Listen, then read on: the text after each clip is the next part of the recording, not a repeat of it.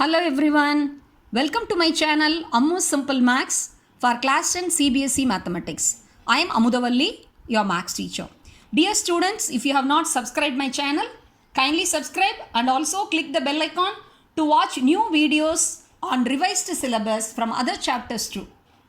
In today's session, I am going to discuss with you all on the topic boat and stream questions, that is from chapter 3 pair of linear equations in two variables. These boat and stream questions, they have a very significant importance not only in your board exam and also in all many other competitive exams, which helps you to achieve your goal and also to get fulfilled in your career dream. Okay, now let us step into the video. I request you all to watch the video fully. Okay. See, in this video, I am going to explain you about 4 important keywords or 4 important base words which is related to boat and stream questions in the chapter 3 pair of linear equations. Okay. What are those 4 important keywords? Okay, let me list down. First one, the first term is downstream. The second term is upstream. The third term is speed in still water. And the fourth one is speed of current. Okay. Now let me explain one by one. Before we go for downstream and upstream, you have to understand the meaning for what do you mean by speed in still water and what do you mean by speed of current. Okay. Speed in still water. What do you mean by the still water? Still water, see here I have drawn a simple diagram. Just consider this as a part of a stream, part of a river. Here you can see there are no waves are there visibly. That means water is stationary. There is no movement or no motion in the water. There is no waves at all. So water is stationary. So then that means you can refer by the term still water. So then you may question me why it is mentioned speed in still water. That means actually the speed of the still water is 0 only because the water is stationary. Then what do you mean by speed in still water? Means this is speed of the boat. The speed of the person, one who rows the boat in still water is meant by the term speed in still water. I hope you would have understood. Once again, I'll repeat. Actually, still water means stationary. You can't visibly watch any waves in the water surface. So that is called as still water. The still water speed will be actually 0. In boat and stream question, speed and still water means that refers to the speed of the boat.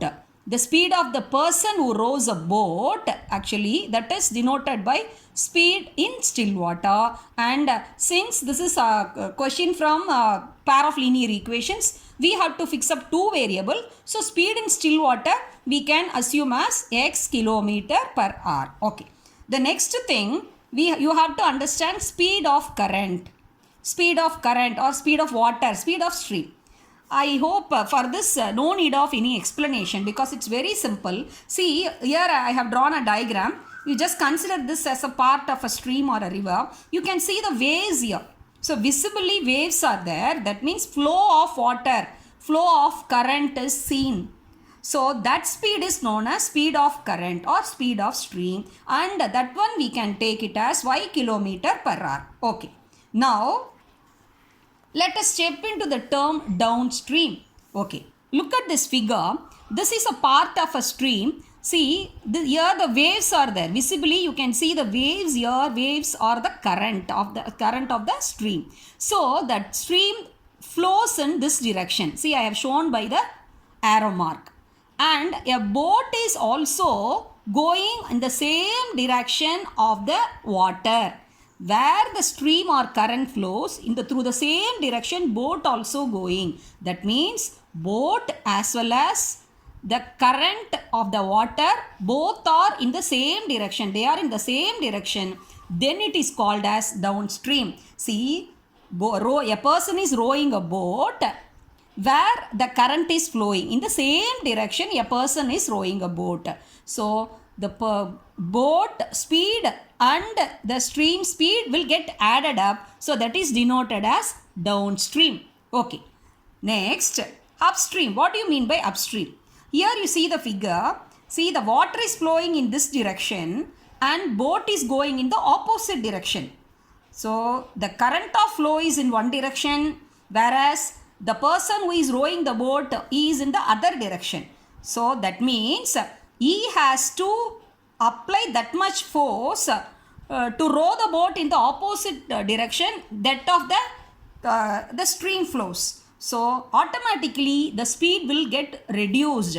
So this is denoted by opposite arrow mark. Boat is going in this side and the stream is flowing in this side. So in opposite direction, so automatically speed will get minus. So that is called upstream. Okay, what are the expressions for downstream? See, the downstream means the boat speed in still water as well as the speed of the stream or current. Both will get added up in the downstream. So the speed will be automatically added. So both the speeds you have to plus. What are both the speed? One is speed in still water, that is x, and the speed of the current, that is y. So x plus y together added up for the downstream. So downstream speed will be always more because both the speeds are getting added up. So x plus y kilometer per hour. This is the expression given for downstream. Okay.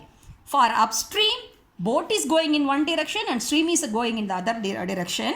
So automatically from the boat speed, the stream speed, the current speed will get deducted. So it is denoted by the symbol x minus y kilometer per hour. Okay, I hope you would have understood what are the 4 important base words and keywords which are used in the boat and stream questions. Okay, now these 4 words and 4 keywords you can make use of in the sum and you can solve only with the help of the formula. This is the important formula. This already you would have studied even in physics also. That is nothing but distance equal to speed into time. You can remember shortly d equal to st. D equal to st, d for distance, s for speed and t for time. So from this you can derive 2 other formulae. So time, you see if the time is involved in the given question, so then you can make use of the expression d by s, time equal to distance by speed. Suppose speed is involved or speed is required to find out, then you can derive the formula from d equal to st, that is speed equal to d divided by t. I hope you would have understood this. As per the questions, according to the questions, after reading the questions twice or thrice, after fixing up for each keyword these expressions, accordingly you have to make use of the formula. This one, first one, second one or third one. Okay, now let me give another explanation also to make you the concept of downstream and upstream still more deeper. See, imagine this is a staircase. A person is climbing on the staircase. That means he has to apply certain force. That will be the climbing speed. So you all know naturally there will be a gravitational force. When a man is climbing up, automatically the gravitational force will pull him down. So the climbing force is upwards and the gravitational force is downwards. Automatically when a person climbs up on a staircase, his speed will be less. So this is a very good example to understand the concept for upstream. Okay. Now a person is getting down along in the staircase, in the stairs, and see he is getting down. So that is shown by the down arrow mark, and the gravitational pull also shown by the down arrow mark. So both he is getting down, so he has one speed that will get up added with the gravitational force, that also shown by the down arrow mark. So both the speeds are getting added up. So when a person is getting down in the staircase, his speed will be more than comparatively when he is climbing up. So this is a very good example for the downstream. I hope this video is really useful. You will be watching more sums which are related to boat and stream in the 3rd chapter. That will be very, very important questions. So you please watch twice or thrice. And if you find this video is really useful, subscribe and share with more friends, and don't forget to click the bell icon. Thank you, students.